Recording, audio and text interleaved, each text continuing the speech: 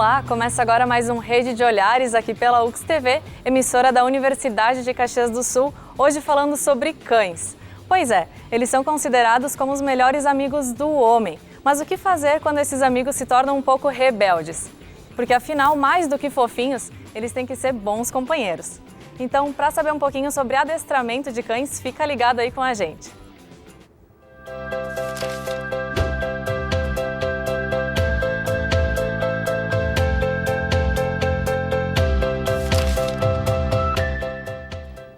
Os cães acompanham o homem desde tempos muito remotos, mas foi só lá no final do século XVII, com os ingleses, que eles começaram a ser usados para o trabalho. Para falar um pouquinho então sobre esse assunto, estamos recebendo aqui no estúdio hoje uma professora do curso de veterinária da universidade, um adestrador, especialistas em comportamento de cães, donos de cães adestrados e, é claro, cães bem educados aí, né?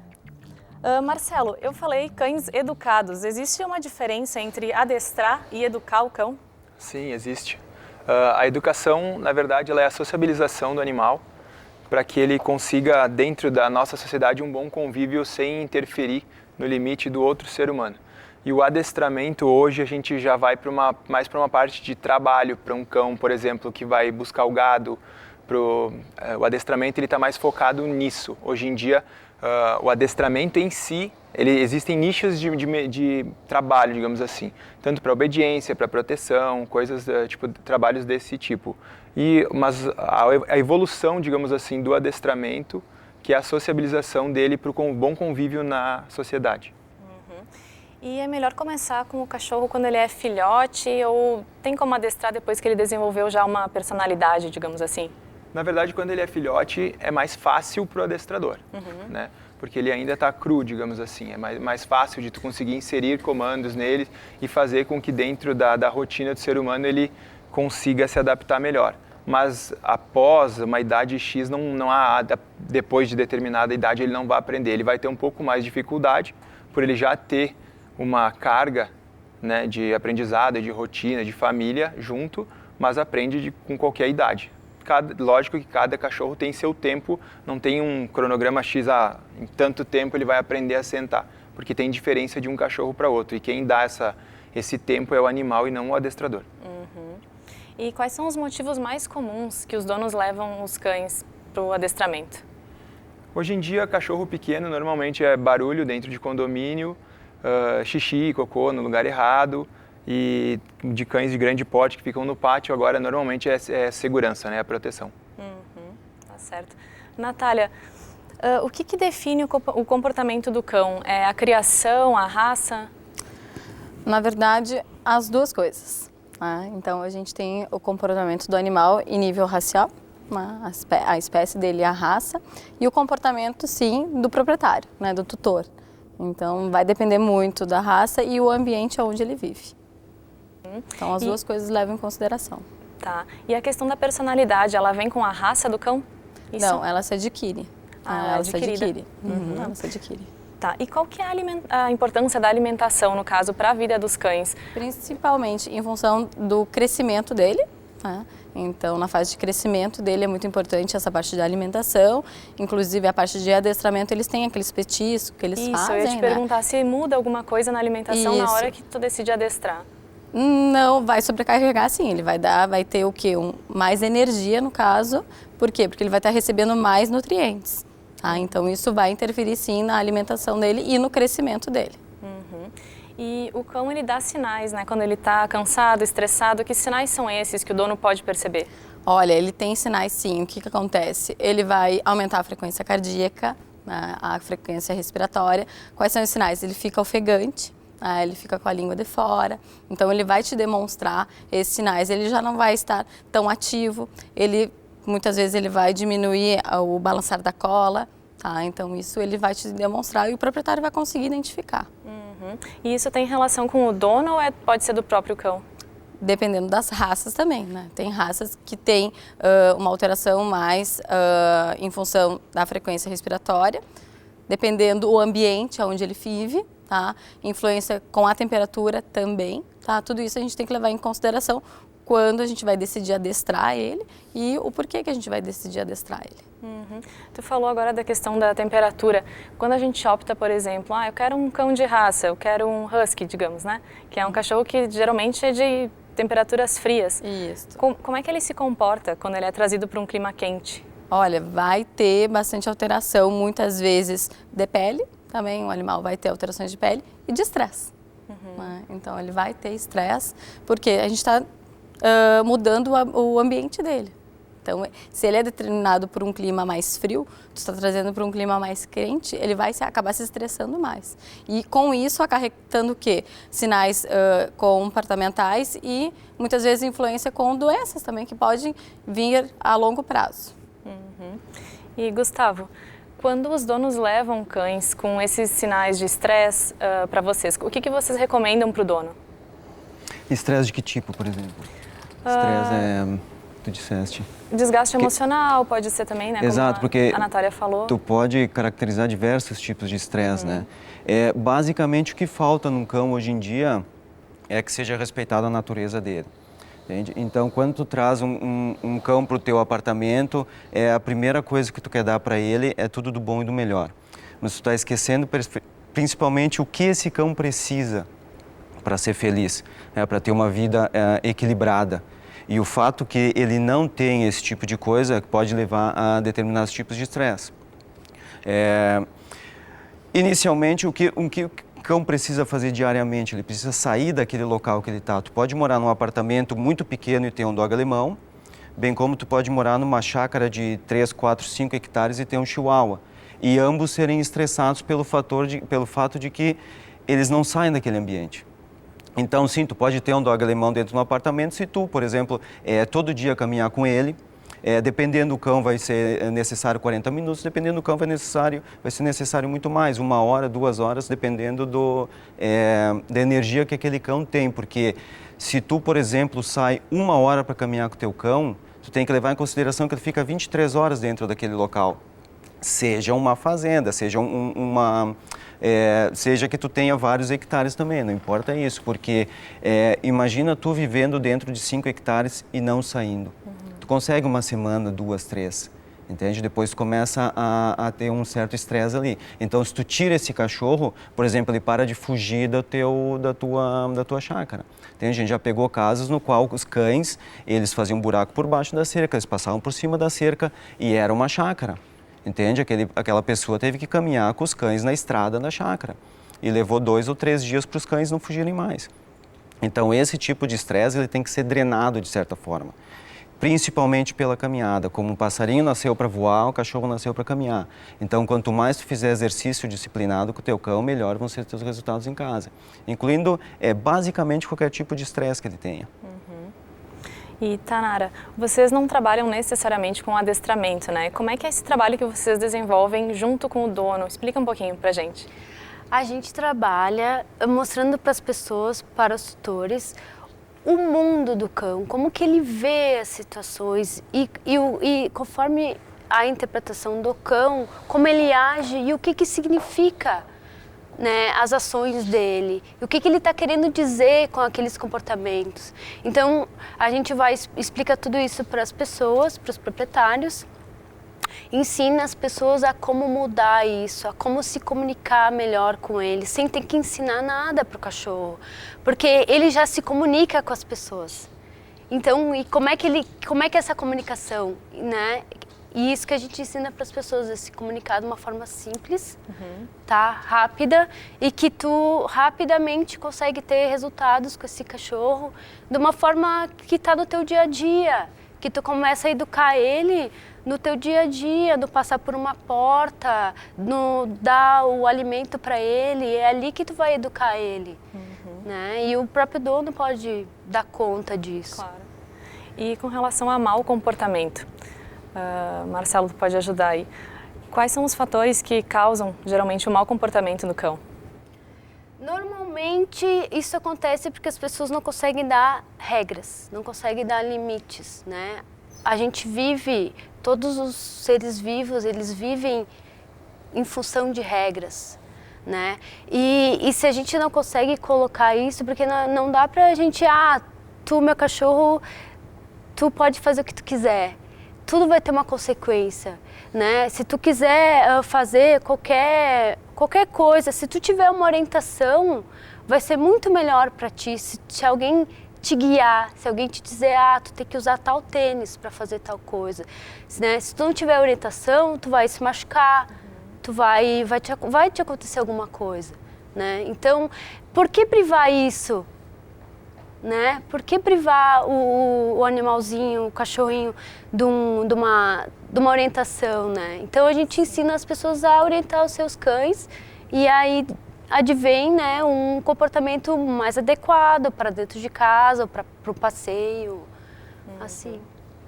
Marcelo, O mais importante da gente, independente de adestramento ou de consulta de comportamento, enfim, como o termo que o pessoal costume, o que eu vejo muito é que hoje em dia a gente não consegue mais, pela falta de tempo, o pessoal não tem mais o interesse de tentar, como é que eu vou te explicar, entender a mensagem que o cão passa.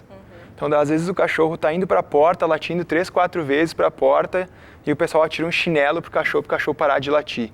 E o cachorro está dando sinal de que ele quer ir para fora, por exemplo, fazer xixi.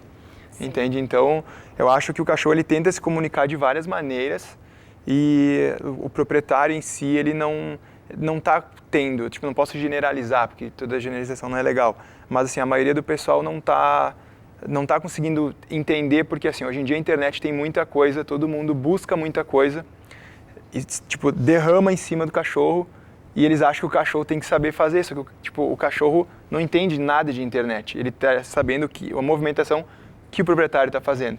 E o proprietário viu uma coisa, está fazendo de maneira errada, sem ajuda de ninguém, achando que está fazendo certo e acaba criando um mau comportamento e dizendo que a culpa é do cachorro, mas quem gerou isso foi o proprietário. Entende? Então, esses detalhes que tem que ser cuidado para não agravar isso e daqui a um pouco acontecerem acidentes também, né? Claro.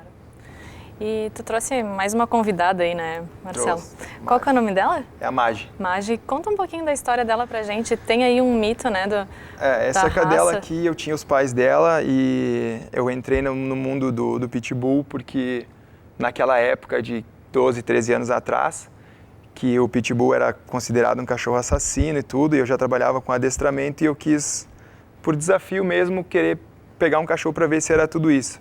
E no final das contas eu fui refém do meu sonho de consumo na época. Eu comprei um cachorro e tirei cria, fiquei com os filhotes e ela é a única que restou. Eu criava Pitbull, parei de criar porque infelizmente eu não conseguia mais achar perfil de proprietários que eu achava que tinham que gostar de uma raça e não ter um cachorro por status.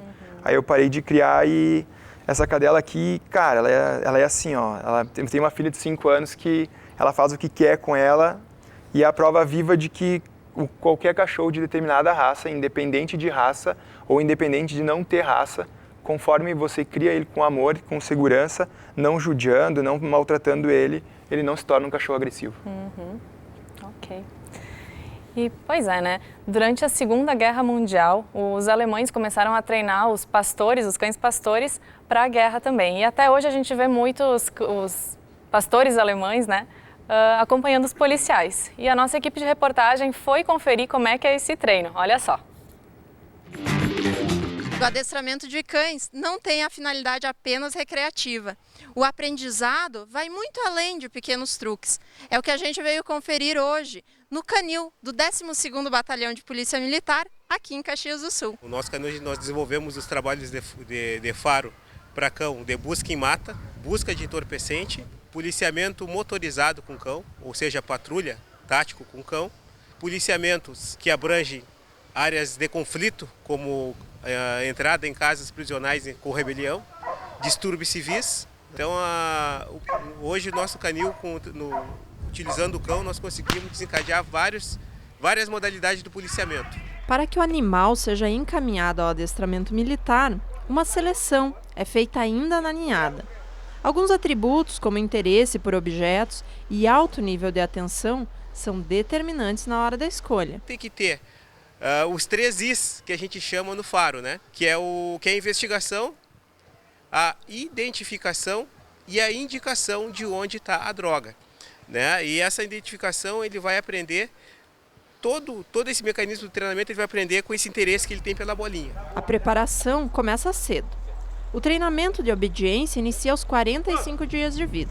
E desde o princípio, o cão já tem contato com o policial que será seu condutor. Até ou morrerem ou eles até os 10 anos, que é o limite, 9, 10 anos, para eles se aposentarem, né? Então, esse vínculo que a gente tem é que nem pai e filho, porque é um amor incondicional. Eu chego aqui, eu estou chegando no batalhão, o cão ele já sente o meu cheiro e já fica bem agitado no box. Concluído o treinamento, o cão passa a ser considerado efetivo policial.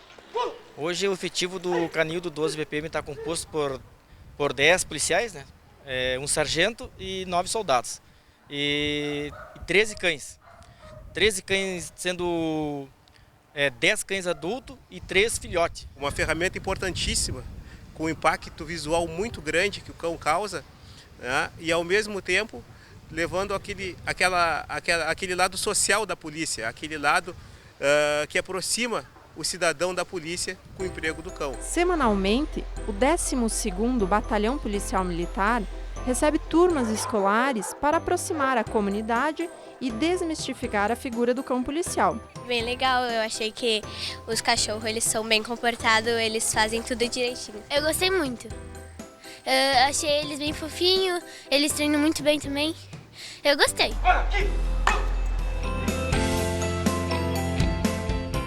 Que bacana, né? Marcelo, e além dos cães policiais, né, que tem um treinamento árduo, mas que o resultado é incrível, tem os cães guias também, né? Como é que é feito o trabalho com os cães guias? É parecido? Os cães guias, ele é um pouquinho diferente, né? O cão guia, ele demora em torno de mais ou menos de 2 a 4 anos. É feita uma seleção de linhagem e tu tem que ser credenciado para te conseguir adestrar esse tipo de cachorro, porque ele é um pouquinho diferente, né? E depois do cachorro adestrado, ele tem ainda um tempo que o futuro proprietário ainda vai de adequação dos dois junto para ver se dá tudo certinho. Assim, é bem demorado, é bem complicado. E se eu não me engano, aqui no Brasil tem uma escola só no Rio de Janeiro ou São Paulo que tem a credencial para adestramento desse tipo de cão. E há uma raça específica para ser cão-guia? Normalmente o labrador. Porque o labrador, até por estudos, ele tem ele é um pouco mais sensitivo que os outros cães. Nos Estados Unidos, por exemplo, o labrador e o golden retriever, eles são usados até em estudos avançados e treinamentos, eles usam já é usado há muito tempo, né? Para pacientes de epilepsia, o cachorro consegue prever até 15 segundos antes de dar o ataque. Ele é treinado, ele pega o remédio, tudo. Já está sendo usado também para diabetes no sangue, o cachorro detecta pelo faro, se o sangue da pessoa é diabética ou não.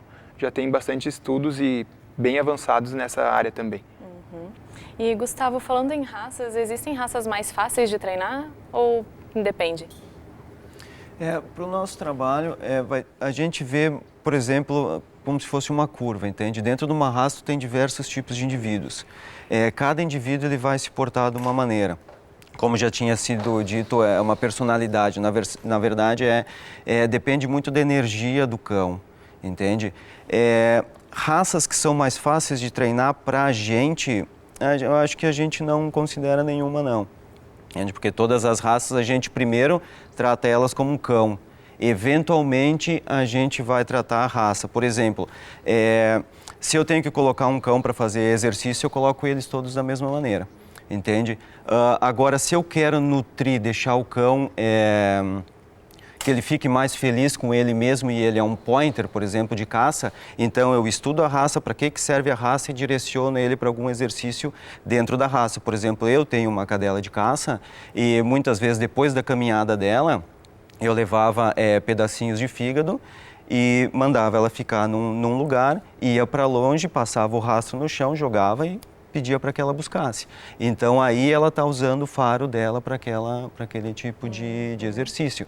Mas não necessariamente que a gente tenha visto grande diferença. Por exemplo, Beagles são cães que têm muita energia. São cães mais difíceis muitas vezes da gente fazer com que o cérebro dele relaxe. Entende? Alguns cães são muito mais fáceis.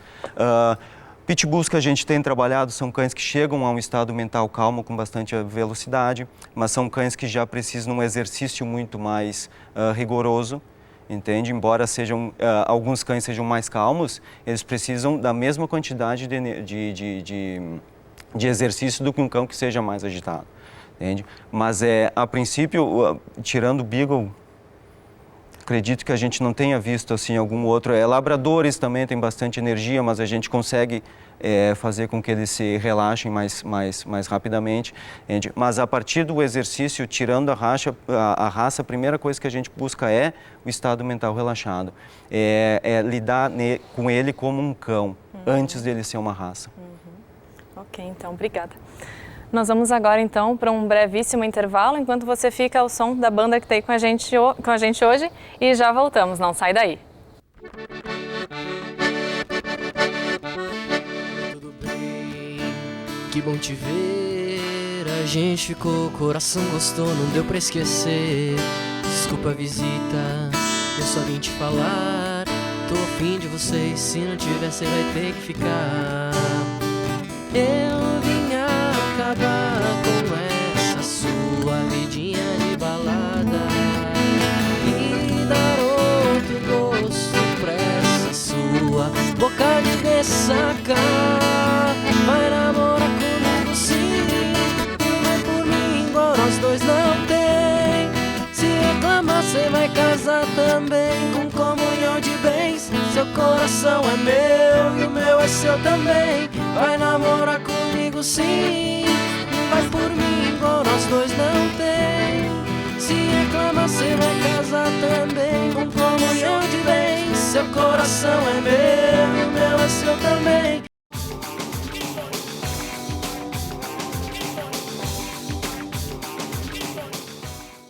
Voltado ao resgate das tradições do Rio Grande do Sul, o Terra apresenta a cultura gaúcha, a música nativista e seus melhores intérpretes e grupos musicais. A música e a poesia se encontram nesse galpão de estância, retratando as autênticas manifestações sul-riograndenses, com a apresentação de Omair Trindade. Terra, todos os domingos às 10 da manhã, na UX TV, canal de identidade.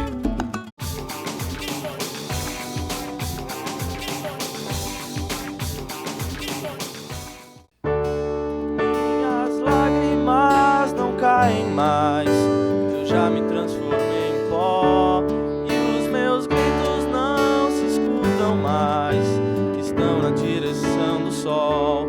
Meu futuro não me assusta ou faz correr pra desprender um nó que me amarra a garganta e traz o vazio de viver e só. Se alguém encontrou um sentido, a vida chorou por aumentar a perda que se tem ao fim de tudo e transformando o silêncio que até então é mudo daquela canção que parece encontrar a razão, mas que ao final se cala frente ao tempo que não para, frente à nossa lucidez. Estamos de volta com Rede de Olhares aqui pela UX TV, canal de identidade e também parceira do Futura. E hoje adestramento de cães é a nossa pauta. Samuel, tudo bom? Tu tem cachorro? Tem um cachorro e uma calopsita também. E a tua cachorra é adestrada? Não. Não. É? Nunca pensou em adestrar ela? Nunca pensei. Não. Ela já é bem velhinha, na verdade eu recolhi ela da rua, né? Quando ela era filhote. E uma cachorra, na verdade, deu cria na frente da minha casa. E aí a gente dividiu entre os vizinhos, né? Porque a cachorra acabou morrendo e a gente dividiu entre os vizinhos os filhotes. Sim. E ela é bem comportada? Sim, ela é bem comportada. É. Não ensinou nunca nenhum truque pra Nada. ela? Nada. E tu, Luan, tem cachorro? Sim, eu tenho um cachorro. Tem. E adestrado, não? Não, ele é muito brincalhão, não ficaria parado que nem os daqui. E vocês nunca pensaram em adestrar, talvez? Não? Nunca pensei. Samuel, tu é estudante aqui de música, né, pela universidade. Isso. Fala um pouquinho sobre o teu trabalho, sobre as tuas influências. Então, eu e o Luan, a gente tem uma escola de música lá em Bento. Ele também faz faculdade aqui em Caxias junto comigo, a gente pega algumas cadeiras para fazer junto até. Influências, a gente gosta bastante de Cidadão Kane, falando agora num geral de mim e ele, né? Cidadão Kane, Engenheiro, o próprio Humberto Gessinger, para mais acústicos, assim, barzinhos, né? E tirando daí um pouco de sertanejo, até um pouco de gauchesca, que foi a primeira música que a gente entrou, né, com Mercedita, que é uma música um pouco mais gauchesca castelhana. Luan, tu é professor, né, de música, Isso, tu disse. de teclado. De teclado. E fala um pouquinho então da tua trajetória como músico. Bom, eu comecei faz uns 10 anos em cantar em coro, e foi até por ali que eu conheci o Samuel. E a gente foi crescendo, a gente foi se encontrar de novo na faculdade e pensou em montar uma escola de música lá em Bento. E estamos aí hoje, dando aula e tocando. E vocês fazem shows também? Como é que tá a agenda de shows de vocês? É que agora a gente tá ainda no começo, então tem pouca coisa, mas tá crescendo, tá crescendo. Tá certo, então daqui a pouquinho a gente ouve mais um pouco do som de vocês, porque agora eu vou falar aqui que tem mais uma cachorrinha adestrada, né? Ou melhor, bem educada, né, Gabriel? De convívio mesmo. De convívio. Como é que é o nome dela? É a Baia. Baia. Para os íntimos? A Bibi. A Bibi. Ela até respondeu já. Fala um pouquinho da história dela pra gente. Então, a Baia eu ganhei ela de uma amiga de Porto Alegre. A Baia veio do Alegrete. Em 2009 ela nasceu. Ela teve 2 crias até agora. Uma com outro labrador que eu tinha. E a segunda com que são muitas raças em um só, que é um dos meus adotados. A nossa turma são em 5 cães. Ah, tu tem mais cães então? Eu tenho mais 4, além da Baia. A Baia é a única que vai comigo até o trabalho e volta para casa pra gente dormir. E na manhã seguinte vai junto até o trabalho e volta para casa. Companheira mesmo. Companheira, 100%. Eu acredito que, independente da raça ou de todas as raças em um cão só, o cão é a extensão do dono, ou proprietário, ou como quiser chamar. E foi tu mesmo que adestrou ela, que ensinou tudo para ela? Sim, a educação dela é inteiramente em cima do nosso convívio, né? Respeito e, acima de tudo, amor, né? Então, é sempre recíproco. Tudo o que eu proporciono a ela, ela reflete para mim. É a forma que eu vejo. E, Gabriel, tu é reikiano, né? Eu ouvi falar que tem como aplicar as técnicas do reiki nos cães também, alinhar chakras. Como é que é isso? Sim, tem como. Eu pratico nos 5. Inclusive, a primeira a receber o reiki foi a Baia, mas como eu tenho ela como uma extensão muito forte, não a mim convenceu do funcionamento, de alinhamento, de todos os chakras, o base, o coronário, eles têm todos como a gente, né? E também a energia, né? Onde possa estar alinhando, que não seria numa forma de linha reta, mas alinhando numa forma de energia, de eles ficarem calmos, enfim. E eu escolhi na segunda opção o tijolo, que é o meu mais agitado, vamos dizer. E o tijolo dormiu durante 5 horas depois da aplicação do reiki. E eu não trabalho com isso, não é uma propaganda, mas enfim, funciona. Eles ficam e é realmente lindo calmos. de ver. Eles se entregam inteiramente. Quando eles percebem, exatamente sem 0% de dúvidas do funcionamento da aplicação do reiki no cão, né? Que outros resultados traz o reiki para eles, além de deixar eles mais calmos? Olha, eles ficam mais calmos, eles ficam mais perceptivos, eles ficam mais dispostos também. Justamente por ficarem mais calmos e descansarem bastante tempo, eles também ficam com uma energia mais aguçada, mas eles não ficam assim, digamos, impertinentes. Isso diminui muito. O bater, o insistir, isso diminui bastante, essa carência, podemos dizer. A gente está vendo a calma dela aí. Falando em calma, ela faz algum truque? Ela sabe, ela faria algum pra nós aí? Baia, vem aqui, senta aí direitinho para nós, vamos mostrar a serviço. Ela tá tão descansada. Cadeira ela traz fica. a cadeira, senta.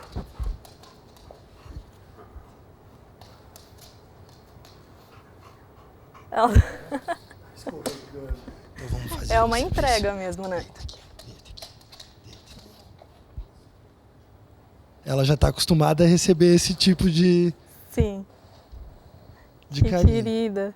Mas está escorregando bastante o chão, dificulta um pouquinho, né? Sim, muito bem. Mas é bem o básico, assim, ela dá a pata, deita, senta, rola, mas nada demais, assim, não tem nenhum ataque, nem defesa, nem nada em cima da E foi fácil ensinar para ela ou não? Foi. Fácil? Eu acredito que, olha, eu tive Rottweilers, eu tive Doberman, muitos vira-latas sempre. E o labrador, para mim, eu percebo que ele tem mais vontade de aprender. Também, na minha opinião, eu acredito que eles tenham mais vontade de aprender. Tá certo, então. Obrigada. Grato. Falar com o pessoal que está aqui também. Qual é o teu nome? Oi, sou o William. William. E tu tem cachorro, William? Tenho. Tem? Uhum. E tu ensina alguns truques para ele? Ele é adestrado? Como é que é o relacionamento com o teu cachorro? Na verdade, eu tenho 7 cachorros. Ah, tá, não é só. Tem alguns que ficam no campo e alguns que ficam mais perto de casa. E no campo eles trabalham com os animais, né? Tem gado e ovelha lá e em casa eles ficam no canil e ficam soltos pelo pátio mesmo. E tu sempre teve cachorro, então? Sim, desde pequeno sempre tive convívio com cachorro, com gatos. Tá certo. Deixa eu falar mais com o pessoal aqui. Qual é o teu nome? Meu nome é Gustavo. Gustavo. Tu também tem cachorro, Gustavo? Tenho 2 cachorros. E como é que é a tua relação com eles? Eles são educados? São bem educados, até eles ficam em casa, na cidade, mas eu trabalho no campo também bastante e sempre que eu posso eu levo elas junto para me ajudar a lidar com gado, ovelha, essas coisas. E eles ajudam bastante? Ajudam bastante. E aqui, qual que é o teu nome? Oi, meu nome é o Ellison. O Ellison. Vocês no curso de veterinária, né? Que vocês são alunos do curso. Sim. Vocês têm alguma cadeira, alguma disciplina que fale sobre comportamento canino dos animais? Sobre comportamento canino, não especificamente. Nós temos uma disciplina que ela aborda o manejo dos animais como um geral, mas não especificamente dos cães, que é a disciplina de bem-estar animal. Tá, ok. Teu nome? Edson. Edson. E contigo, como é que é? Tu tem cachorro? Tenho. Tem? Todos vocês têm, eu acho, né? Sim. E como é que é a relação? É adestrado? Eu tenho um casal de Rottweilers que são atestado básico, só obediência básica. E os demais não. É uma raça bem temida, né, o Rottweiler? Mais ou menos uma coisa do Marcelo, eu comecei a ter Rottweiler há muitos anos atrás, pelo mito, na época que Pitbull e Rottweiler matavam criança. Eu sempre tive, desde aquela época, já tive vários. Meu Rottweiler, meu sobrinho de 3 anos, anda a cavalo em cima dele. Então dá pra ver que é um mito mesmo, né? É um mito, completamente dócil. Vai muito de como tu leva teu cachorro. Da criação também, da né? criação, isso. Contato, convívio que ele tem com as pessoas e como tu conduz isso dele pra ti e tu com ele, né? Tá, ok. Então tá bom, obrigada. Marcelo, a gente sabe que o adestramento traz benefícios pro dono, né? Que vai ter um cachorro calmo, né? Tranquilo. E pro cão, que benefícios traz o adestramento? Na verdade, facilita para os dois lados, né? Para o cachorro, ele consegue entender. Na verdade, quando a gente fala em adestramento, que fique bem claro que a gente adestra mais o dono do que o cachorro, né? Porque, na verdade, assim, o dono ele tem que aprender a lidar com o cachorro. Porque daí tem o tom de voz, a postura. Então, daqui um pouco, às vezes, tu tá dando um comando dizendo não, rindo, e o cachorro, ele é um dos mamíferos que ele interpreta as expressões faciais, ele sabe se tu tá triste, se tu não tá, ele sabe, ele consegue perceber isso. Então, se tu tá falando não rindo, ele sabe que ele não precisa parar no não, entende? Então, com adestramento, tudo é isso que facilita pros dois. A mensagem entre os dois fica mais fácil deles se compreenderem, né? Então, além de um adestramento funcional que a gente até percebeu já na matéria que tem que nem da polícia, salvamento, tem a parte, no caso, da sociabilização, que eu costumo dizer, que é as boas maneiras, que na verdade é a inserção das boas maneiras do ser humano no animal, que não pode, tá pulando toda hora, essas coisas desse tipo, né? Quando vai passear, não tá pulando nos outros, andar do lado, a noção de guia para andar junto, o senta, o deita, o fica, que na verdade nada mais é do que tu conseguir com que essa humanização que eu falo, porque nenhum cachorro manda outro cachorro sentar. Isso é coisa de ser humano, né? Então por isso que eu digo que esse adestramento é a humanização do canino no ser humano, entendeu? Então nessa questão, nesse ponto que eu comento. E questão de adestramento, hoje existem várias técnicas de adestramento, para o pessoal conhecer um pouquinho mais. Existem adestradores que só usam petisco, existem uns que só a técnica que só usa carinho, tem o método clicker, tem pessoal que usa coleira de choque, tem N formas, entende? Então, hoje em dia, se tu for procurar um adestrador, é bom que tu visite, que tu conheça o cachorro, e não adianta tu perguntar para um adestrador se ele bate ou se ele judia do animal. é bem simples, é só tu pegar um cachorro que ele adestra e tu vê ele caminhando com o cachorro, tu não precisa perguntar. Tu tem que ir a campo e realmente ver isso, né? Porque o que eu fico feliz é que quem está mandando adestrar hoje são pessoas que realmente estão interessadas nos cães. Antigamente, eu digo antigamente, há 5 anos atrás não era assim. Era alguém que me dava a chave do portão de casa, adestra meu cachorro e quando eu chegar em casa eu quero pronto. Eu só não quero que ele me pule e quando eu chegar lá eu boto a comida, era assim. E hoje não, hoje o laço afetivo está maior. Entende? Daí aí existem N características do porquê o pessoal está se apegando mais em cães e conseguindo com isso essa afetivação maior. Natália, o Marcelo falou sobre a humanização dos cães. Qual a tua opinião sobre isso, sobre as pessoas que acabam humanizando demais os cães? Qual é o limite disso? Olha, que na verdade hoje em dia o animal não é mais aquele cão que fica no pátio, solto, né? Só para cuidar a casa, o recinto onde eles moram. O animal hoje em dia ele faz parte da família, ele é membro da família. Ele é como se fosse um filho, um neto ou bisneto até, porque querendo ou não, eu tenho um filho, né, que é o Eduardo, e tenho 2 filhas, que são a Luna e a Pimenta. E elas são minhas filhas. Então, elas vivem junto com o meu filho. Tá? Então, meu filho tem hoje 2 anos. A Luna mais velha, ela tem 6, 2 labradoras também. E a Pimenta tem 4,5.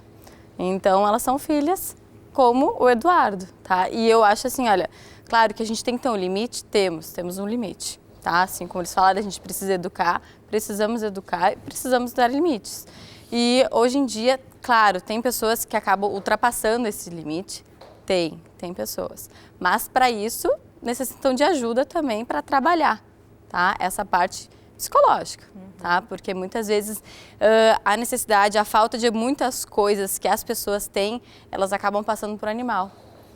Tá? Então, muitas vezes, até é engraçado, que às vezes acontece, eles vão para uma consulta de veterinário, tá? Vão lá levar um animal que eles acham que eles têm algum problema. A gente examina o animal e o animal não tem nada. E muitas vezes quem tem o problema não é o animal, é o tutor, tá? Que vai ali, que ele tem ou alguma alteração psicológica ou até mesmo alguma doença e acaba transferindo para o animal. Então, isso é muito comum de acontecer. E cada vez mais. Tá? Então, a gente tem que ter um certo limite, sim. E diferenciar, sim. Quem é o animal, quem é o filho, sim. Mas, hoje em dia, a gente acaba unindo os dois. Gustavo, Tanara, vocês fizeram um curso, né, de psicologia canina com o César Millan, famoso encantador de cães. Como é que foi essa experiência? Como é que vocês trazem o que vocês aprenderam para o dia a dia do trabalho de vocês? A gente foi uma experiência fora do contexto, né? E a gente traz essa experiência para ajudar as pessoas, né? É uma satisfação a gente conseguir ajudar as pessoas no contexto de educação em casa, com o seu cachorro, porque quando a gente tem um filho, a gente tem, às vezes, dificuldade de educar essa criança, né? Então, a gente procura ajuda, procura conselho, lê, enfim, né? Só que quando é com o cachorro, não é tão fácil procurar essa ajuda, né? E aí, é o papel mesmo de pai e mãe, né? Não tem ninguém que substitui aquele teu papel de pai e de mãe. Pro teu filho é a mesma coisa pro teu cachorro, né? Limite, é tu que vai né? estar ali com ele direto. Né? Então é bom que tu saiba lidar com ele, né?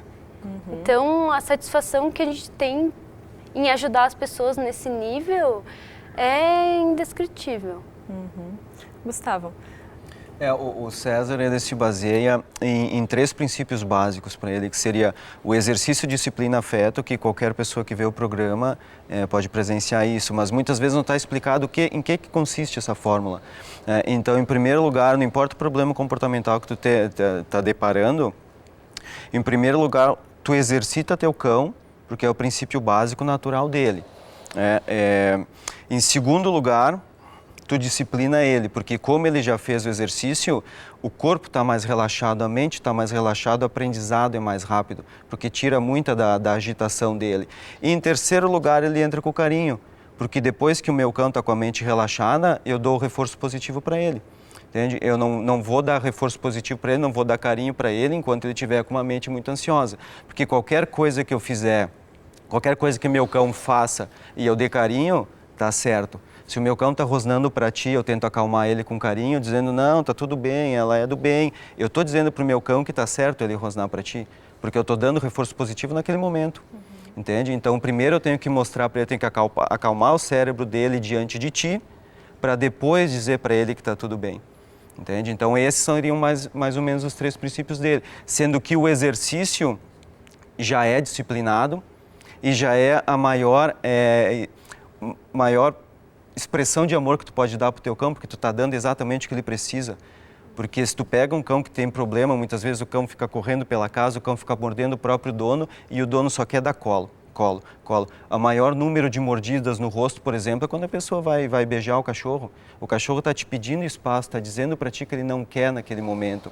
E ele só pode pedir espaço pela boca, entende? Principalmente se é um cão que está mentalmente desequilibrado naquele momento. Porque um cão equilibrado, muitos cães equilibrados também não querem esse contato.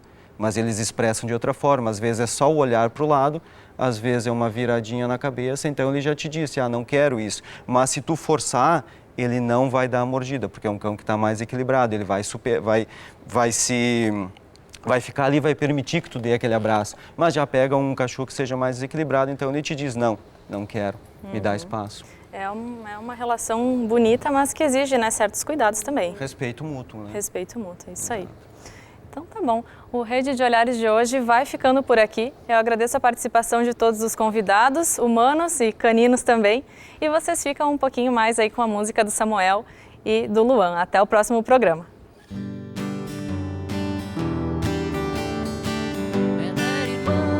Dr. Robert, eu era apenas um rapaz pobre então. Disseram que eu não nasci pra ela. Não sei como é que eu vou dizer pra ela. Tudo que eu quero é passear com ela no sol, no sol da primavera.